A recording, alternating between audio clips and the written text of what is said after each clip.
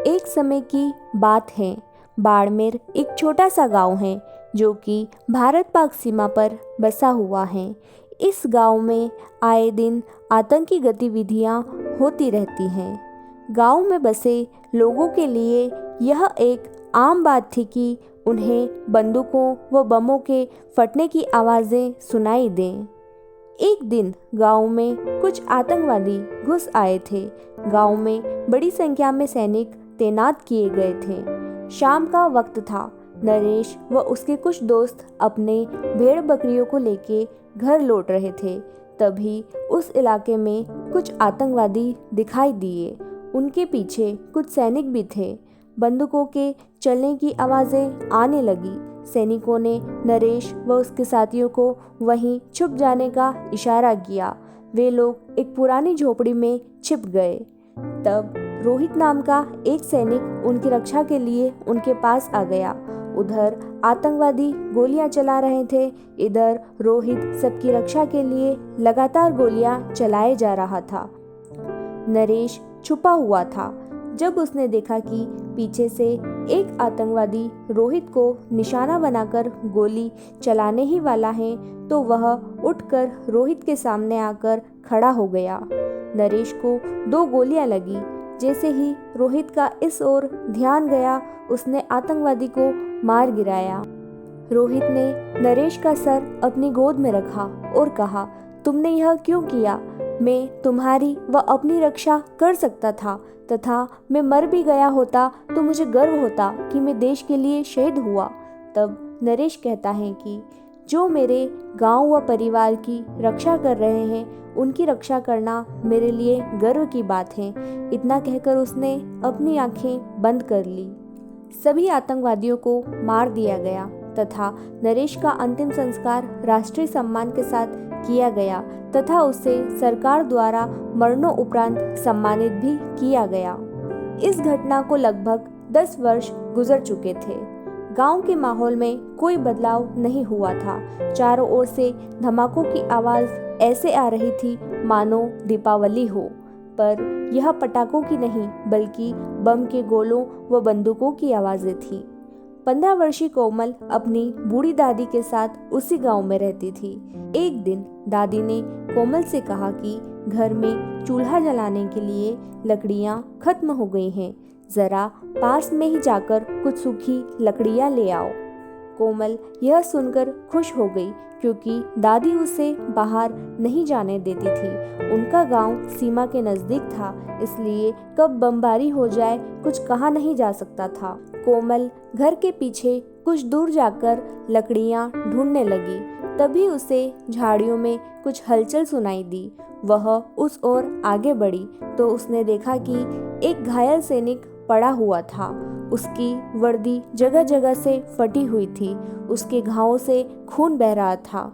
एक पल को तो कोमल सैनिक का यह डरावना रूप देखकर डर गई। दूसरे ही पल उसे अपने पिताजी की याद आ गई।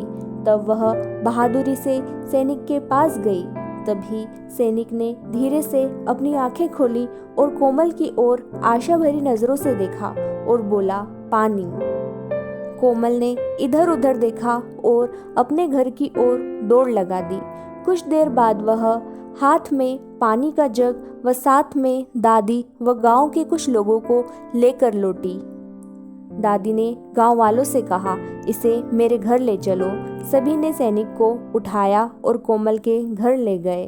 दादी ने घरेलू जड़ी बूटियों से सैनिक का इलाज किया व उसकी खूब देखभाल की। 2 दिनों बाद सैनिक की हालत में कुछ सुधार हुआ।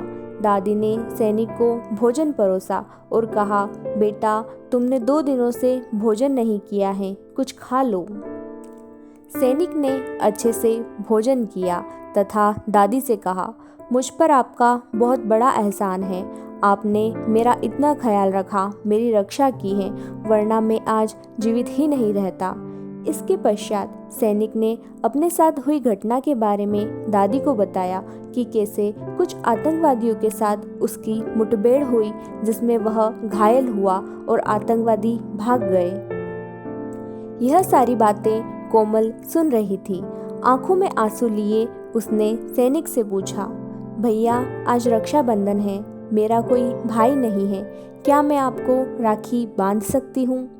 सैनिक खुश हो गया और उसने अपना हाथ राखी बंधवाने के लिए आगे बढ़ा दिया। कोमल खुशी से उछल पड़ी और वह तुरंत थाली सजा के ले आई। उसने सैनिक को राखी बांधी तथा सैनिक ने भी उसे वचन दिया कि वह हमेशा उसकी रक्षा करेगा। इसके पश्चात सैनिक ने कोमल की दादी से पूछा कि कोमल के माता पिता कहाँ हैं? तब दादी ने सैनिक से कहा, 10 साल पहले कोमल के पिता ने एक सैनिक की जान बचाने के लिए अपनी जान कुर्बान कर दी थी। वह एक बहादुर इंसान था, सच्चा देशभक्त था, इसलिए जब उसके सामने मौका था कि वह देश के लिए कुछ कर सके तो वह भला पीछे कैसे रह सकता था। कोमल की माँ यह सदमा बर्दाश्त नहीं कर पाई और वह भी हमें छोड़कर चली गई। सैनिक की आंखों में आंसू थे। उसने दादी से पूछा, क्या आपके बेटे का नाम नरेश था? दादी हैरान होकर पूछती है, तुम्हें कैसे पता? तब सैनिक कहता है कि मैं वही इंसान हूँ जिसे बचाने के लिए आपके बेटे ने अपनी जान न्योछावर कर दी थी। दरअसल यह सैनिक और कोई नहीं बल्कि रोहित था, जिसकी जान 10 साल पहले नरेश ने बचाई थी। रोहित अब मेजर बन चुका था। आतंकवादियों की घुसपैठ के कारण वह इस गांव में पुनः आया था। रोहित की आंखों से लगातार आंसू बहने लगे। वह सोच रहा था कि इस परिवार ने 2 बार उसकी जान बचाई है, पता नहीं वह यह कर्ज कैसे चुकाएगा। अगली सुबह रोहित को पता चला कि आतंकवादी इसी इलाके में हैं और आसपास ही हैं। तब रोहित अपनी बंदूक लेकर आतंकवादियों की खोज में निकल पड़ा। दादी ने उसे बहुत रोका, पर रोहित तो एक सच्चा देशभक्त था, उसे तो जाना ही था। उस इलाके में फायरिंग शुरू हो गई। बम के गोलों से लोगों के घर बर्बाद हो गए। उसमें एक घर दादी व कोमल का भी था। सभी अपनी जान बचाने के लिए भागने लगे। तभी रोहित ने देखा कि एक आतंकवादी की बंदूक का निशाना उस ओर था जहां कोमल खड़ी थी। रोहित ने कोमल को बचाने के लिए दौड़ लगा दी। तभी 3 गोलियां रोहित के सीने पर पड़ी और वह वहीं गिर गया। अन्य सैनिकों ने सभी आतंकवादियों को मार गिराया। तभी कोमल दौड़कर रोहित के पास जाती है और उसका सर अपनी गोद में रखकर कहती है, भैया, आपने यह क्यों किया? रोहित कहता है, तुम्हारे पिता का कर्ज तो मुझे चुकाना ही था और तुमने मुझे राखी भी तो बांधी थी और इन सब से बढ़कर यह करना मेरा फर्ज था। इतना कहकर रोहित हमेशा के लिए शांति से सो गया। दोस्तों, देशभक्ति की यह कहानी आपको कैसी लगी कमेंट सेक्शन में ज़रूर बताना।